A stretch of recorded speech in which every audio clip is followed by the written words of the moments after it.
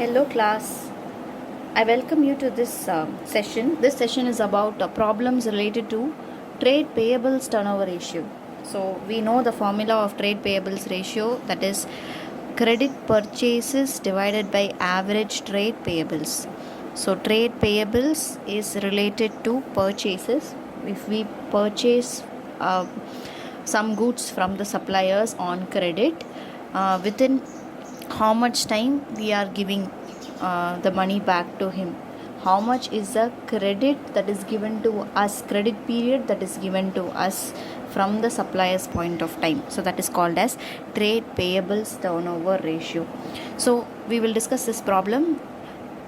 Calculate trade payables turnover ratio from the following information. Opening creditors rupees 1,25,000, opening bills payable 10,000, closing creditors 90,000, closing bills payable 5,000, purchases 9,50,000, cash purchases 1 lakh, purchase return rupees 45,000. So this is the question that is there. So close credit purchases. What is credit purchases? Purchases 9,50,000 minus cash purchases, obviously, because we want only the credit purchases, and there is purchase return, so obviously I need to minus 45,000 also. So 9,50,000 minus 1,45,000 is what is called as credit purchases. So what I am getting is 8,05,000 as my credit purchases. Average trade payables. Now average trade payables is equal to opening creditors plus closing creditors plus opening bills payable, closing bills payable. So if I am adding these two divided by 2, I will get what is average trade payables. So in this problem, opening creditors 1,25,000 plus closing creditors 90,000 plus opening bills payable is 10,000 divided by, you need to add closing bills payable. So if you add all these things and divide it by 2, see, if I add this and divide by 2 and add this and divide by 2, or add totally and divide by 2, the effect are going to be same. So I'm going to add the complete thing divided by 2. So 1,25,000 plus 90,000 plus 15,000 divided by 2. So I'm getting 1,15,000 as my average trade payables. So I'm applying the formula directly. I got what is the credit purchases, 8,05,000 divided by average trade payables 1,15,000. So 8,05,000 divided by 1,15,000, I'm getting 7 times. What is this? Trade payables turnover ratio.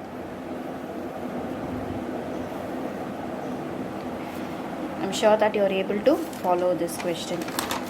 The next question, calculate trade payables turnover ratio for the year 2015 to 16 in each of the alternative cases. So I've just written the answers so that we can check whether we are proceeding it in a right, whether we are answering it right or wrong. Okay, so first case, closing trade payables is 45,000, net purchases 3,60,000, purchase return 60,000, cash purchases is 90,000. So first we will write the formula. Trade payables turnover ratio is equal to credit purchases divided by average trade payables. Now case 1, credit purchases means net purchases minus purchase return as well as cash purchases, then only you will get what is credit purchases. Am I right? So I am 3,60,000 minus 60,000 minus 90,000. So obviously 3,60,000 minus 60,000 minus 90,000, what I am getting is 2,10,000. Average trade payables. Now average trade payables is equal to opening trade payables plus closing trade payables divided by 2. Many students, what they do, if opening trade payable is not given, what they will do is they will simply write closing trade payables given in the problem 45,000 divided by 2 and write the answer. If you have done this, then it is absolutely wrong. If it is not there, you just have to take this as 45,000. That's it. You don't have to divide it by 2. We are just assuming this as the average. We are assuming closing trade payables as the average. So 2,10,000 divided by 45,000.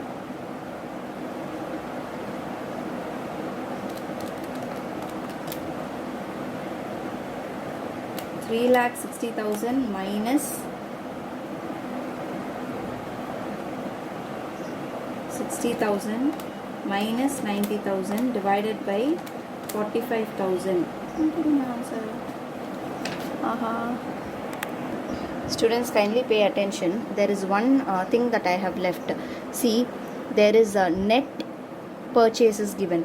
So what is net purchases? Purchases minus purchase return. This is called as net purchases. So already this return has been deducted, so we need not deduct it again. So here it is not 3,60,000 minus 60,000 plus 90,000. It is 3,60,000 minus 90,000. So what you get? 3,60,000 minus 90,000. It is 2,70,000. So through 2,70,000 divided by 45,000, what you get is 6 times. Okay. So 6 times. There are two things that you need to be very careful with the sum. What is this? They have given net purchases. Net purchases to be 3,60,000, which means purchase return is been already deducted. So this will be carried forward just like that. We have to find what is the credit purchases. So minus cash purchases from the net purchases, you will get what is the credit purchases. So credit purchases is 2,70,000. Average trade payables, since opening trade payables is not given, you will take closing trade payables to be the average trade payables. You should not write 45,000 divided by 2, that is 22,500. If you write, you will not get the right answer. So we got 6 times as a right answer. Okay. Case 2. What is the case 2? Opening trade payables is given, closing trade payables is given, net purchases is given. See, net purchases is given, so we will assume it to be the credit purchases because no information is given. So case 2, what I am writing is credit purchases. I am taking it as 3,60,000 divided by opening plus closing. 60, no, the 45 plus 15 is 60. 60 divided by 2 is 30,000. So 3,60,000 divided by 30,000 is 12 times. How did I get this 30,000? Which is opening 15 plus closing 45 divided by 2. So I've got this. Okay, 30,000. Case 3. What is case 3? Closing trade payables is 45,000. Net purchases is 3,60,000. Now again they are testing you. Net purchases, we are assuming it to be 3,60,000. That is, we are assuming it to be credit purchases. 3,60,000 divided by closing trade payables. Since opening trade payables and closing trade payables together it is not given, I am assuming this closing trade payables to be the average trade payables. So 3,60,000 divided by 45, I am getting 8 times. Is the answer right for these two attempts? Yes. These two cases, the answer is right. Okay, the next case, case 4. What is the case 4? Closing trade payables include 25,000 due to a supplier of machinery. Now, they are testing your conceptual knowledge. Include 25. Trade payables is what? Trade payables is related to business activity. It is an operating item. Here, operating liability, we need to pay money. Okay, so including 25,000 due to a supplier of machinery. Machinery is a capital item. Trade payables is a revenue item. So it's like you, for to generate this revenue, you need to pay this. Okay, so this is a capital item. We should not include 25,000 with this 55,000. If trade payables is 55,000 including this 25,000, it is not part of the business, boss. It is not part of the revenue generating aspects or revenue generating activity of the business, because machinery is what? It is a capital nature item. It cannot be clubbed with revenue. Conceptually it is wrong, so we will deduct it. So what we are getting is 30,000. So closing trade payables is 30,000. Net credit purchases is 3,60,000. Since credit purchases they are giving, so 3,60,000, you have to take 30,000, because 55,000 has including this 25,000 which is payable to supplier of machinery, which is not part of the revenue generating activity. I have got 30,000 only. So 3,60,000 divided by 30,000, again it is 12 times. So obviously my answer is right here also. So I am sure that you are able to understand what we are trying to study. Okay, so we will move forward to learn about working capital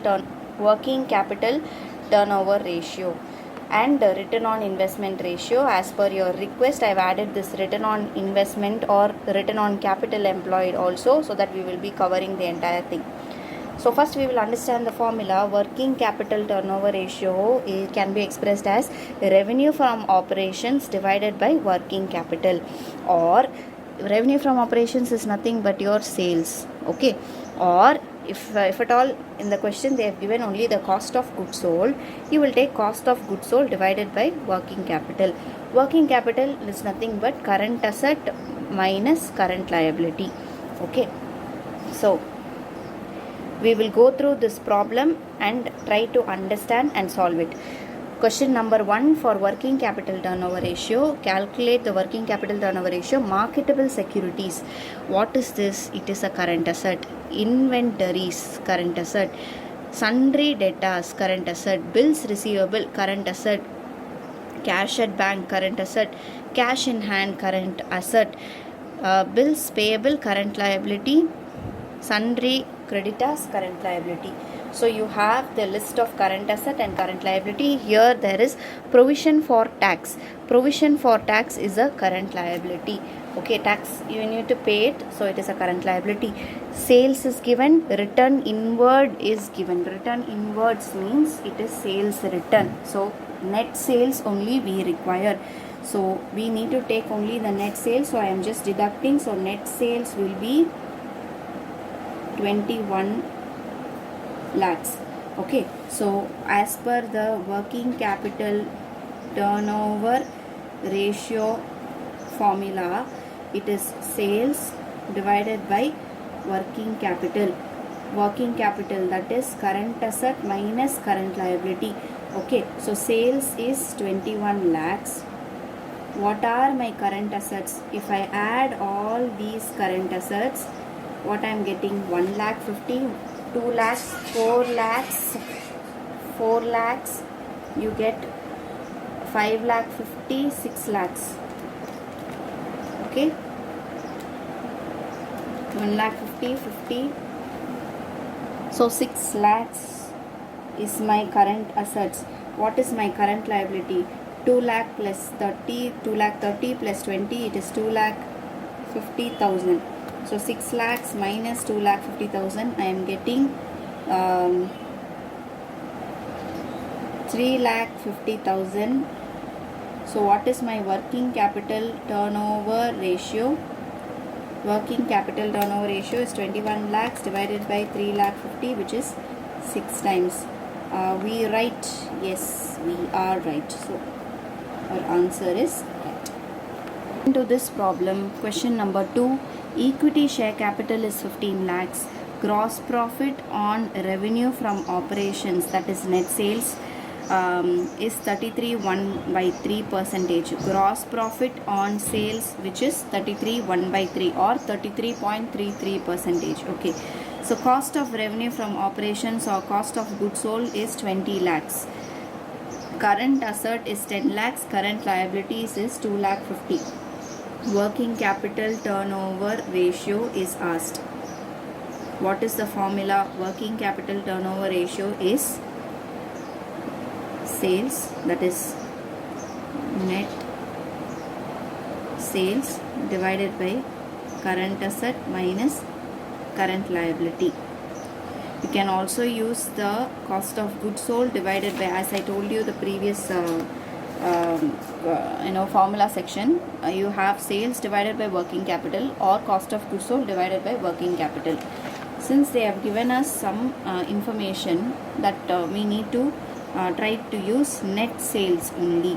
Okay, so cost of goods sold, now what is they have given? Selling price minus cost price is profit. We know that. What is the selling price? We do not know. Cost of goods sold they have given as 20 lakhs. Okay, but what is the gross profit on net sales is 33.1/3. So if selling price is 100, 33.333 is profit. Your cost price is 66.666 or 66.2/3. Okay, 66 2/3 percentage. So this can be expressed like this also. So I am just going to multiply. I want to find what is my sales. So I am just going to cross multiply. If 20 lakhs into 100 divided by 66.666, 20 lakhs divided by 100, 20 lakhs into 100 divided by 66.66666. If I am doing that, I will get 30 lakhs as my sales. Sales is equal to rupees 30 lakhs. So I've got my sales now 30 lakhs divided by, I have my current asset 10 lakhs minus current liability 2,50,000. Obviously, I will get 30 lakhs divided by 7,50,000. 30 lakhs divided by 7,50,000. So how much is the value? 30 lakhs divided by 7,50,000. I am getting 4 times. 4 times to be my working capital turnover ratio. Turnover ratio, TT, always expressed in times. Please remember this throughout your life. Okay, because wherever you go, ratios are going to come, even in your higher education. So try to remember this way. Turnover ratio always expressed in times. Next question. Gross profit at 25% on cost. Gross profit is 5 lakhs. They have given the gross profit. So we will use this again and again. Selling price minus cost price will be the profit. So 25% on what? Cost. So on cost means cost is 100. So 25% on cost will be profit. So obviously what minus cost profit will be 25. 125 minus the cost price will be 25 profit, obviously. So this is given. They have given gross profit to be 5 lakhs. I want to find what is my sales. How can I find that? So this is X. So I should cross multiply. If I cross multiply, what I will find? 125 into 5 lakhs divided by 25. So 5 lakhs into 125 divided by 25. We will get 25 lakhs as our sales. So we have got one element which is sales. Working capital turnover ratio is net sales divided by working capital. Working capital is current asset minus current liability. We do not have current assets nor current liability given in the question. What instead of that they have given is equity, reserves, long-term loans. These are all called as capital employed. Okay, and fixed assets is given. So there is a one more way of finding working capital. What is that way? Capital employed minus net fixed assets. Okay, this is also a formula that you need to remember. Okay, working capital is not only current asset minus current liability, it is also capital employed minus net fixed assets. So capital employed is 15 lakhs minus 10 lakhs. Working capital will be 5 lakhs. So I am applying the formula working capital turnover ratio is equal to net sales my working capital by working capital. So 25 lakhs is the net sales divided by 5 lakhs. I am getting 5 times. What turnover ratio? Working capital turnover ratio. Turnover ratio always expressed in times. Remember. So we are moving on to the next ratio, that is return on investment or return on capital employed. Okay, so ROI is equal to net profit before interest, tax, dividend divided by capital employed into 100. So we will run through a problem so that we will be able to understand this formula better. So return on investment is basically what? How much profit you have got on the investment that you have made, that is the capital employed that you have made, that is called as return on investment. How much the profit, how can you get? Net profit before interest, tax and dividend divided by capital employed into 100. Now calculate return on investment from the following details. Net profit after tax is 6,50,000. So what they have given is net profit after tax. We call this in financial management as profit after tax. Okay, so profit after tax is 6,50,000 after tax. So if you, the tax part they have given rate of income tax at 50%.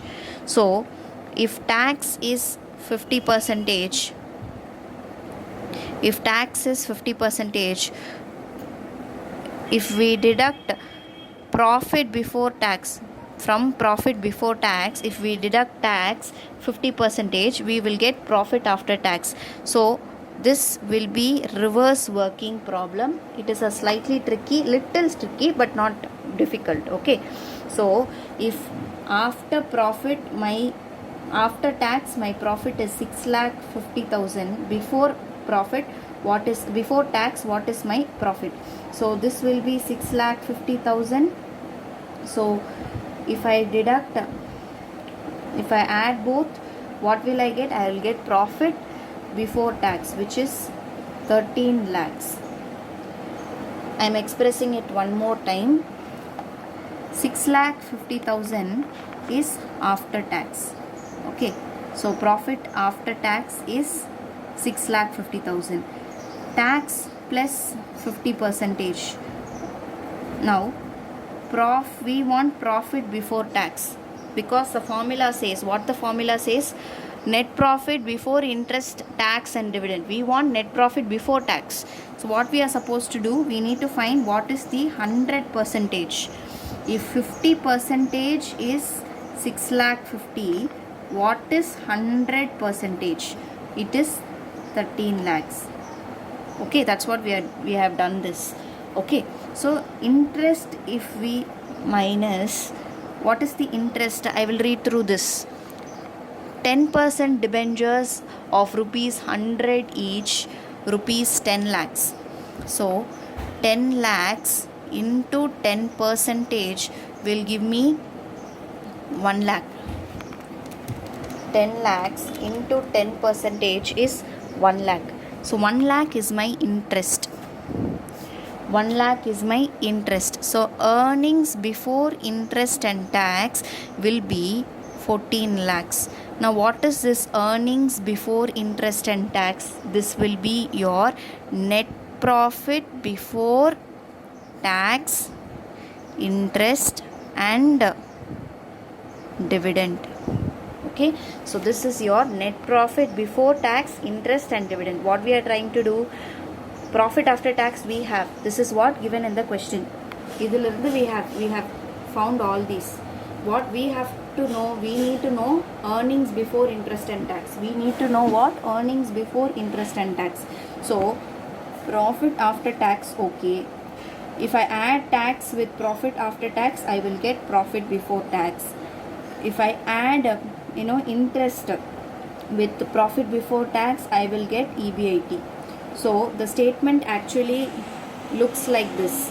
Okay, EBIT, earnings before interest and tax, minus interest will be profit before tax, minus tax will be profit after tax. So this is a statement that you will be learning in financial management, but for now you just have to roughly remember this statement, because this type of problems, if they ask in your exam, you should not blink. Okay, these are some important type of problems that may be asked. Okay, so we have found what is earnings before tax. Now we need to find what is capital employed. Capital employed. Now what is capital employed? You have the fixed assets, you have the current assets, and there is something called as accumulated depreciation on fixed assets up to 2,50,000. So I want net fixed assets, so I am just deducting 2250 from 2,50,000 from 22 lakhs 50,000. So what I am getting is 20 lakhs as my fixed asset net. I am sure that you are able to follow. So what is my capital employed? Capital employed is equal to total assets minus current liability.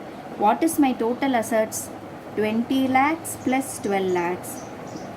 That is my fixed assets plus current asset. That is 20 lakhs plus 12 lakhs minus current liability 4 lakhs.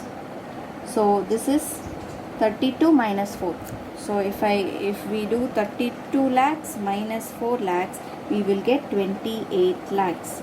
So 28 lakhs is what is our capital employed. Now we can write the formula. Return on investment is equal to net profit before tax, dividend, interest and dividend, or EBIT, earnings before interest tax. It's obviously dividend, because profit after tax only is the dividend. Below this only dividend will come. Okay, so this is the profit that is entitled for distribution of dividend. So we have found this earnings before interest and tax. Obviously it is before dividend only, divided by capital employed.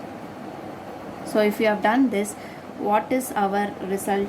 14 lakhs divided by 28 lakhs. So 14 lakhs divided by 28 lakhs. What we are getting? Into 100 we have to do.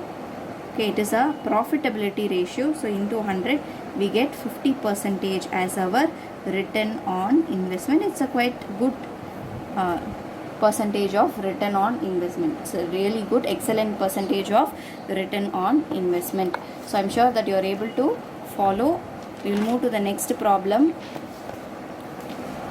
Following is the balance sheet of XYZ Limited as at 31/3/2016.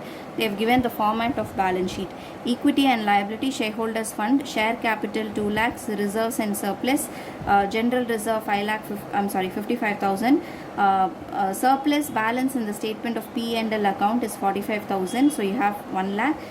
Non-current liabilities in long-term borrowings 1 lakhs, current liability, trade payables 1,70,000, short-term provisions tax, that is tax provision, is 10,000. Now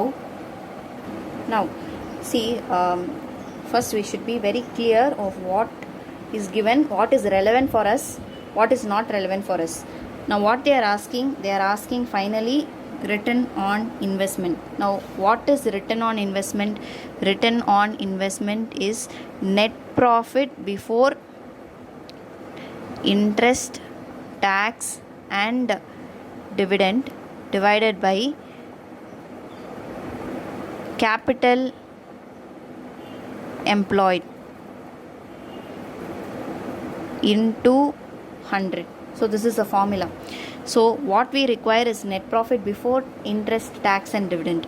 Now surplus balance in the statement of P&L is nothing but your net profit. Okay, so is it before interest and tax and dividend? The answer is no, because do you have any element of interest here? We cannot find. I'll just read through this asset column also. Fixed assets, current asset, trade receivables, cash and cash equivalents. We don't have interest, so interest part is not there. Do we have tax? We need to check whether we have tax. Yes, tax provision is there. So what you have to do is, it is before, this is 45,000 after tax. So before tax what will you do? You will add tax. So 45,000 plus 10,000 you will do. So 55,000 will be the answer. Net profit before interest and taxes. Are there any dividends given in the problem? The answer is no. So we have got the first part to be 45,000 plus 10,000. What is the second one? Capital employed. What is capital employed? Capital employed formula is total assets minus current liability. Now what is total assets? Total assets is 5,80,000. Fixed assets plus your current assets 5,80,000. So 5,80,000 minus what is your current liability? This part. So 1,80,000. 1,80,000. So 5,80,000 minus 1,80,000. The answer is 4 lakhs. So finally what we are supposed to do is return on investment is equal to 55,000 divided by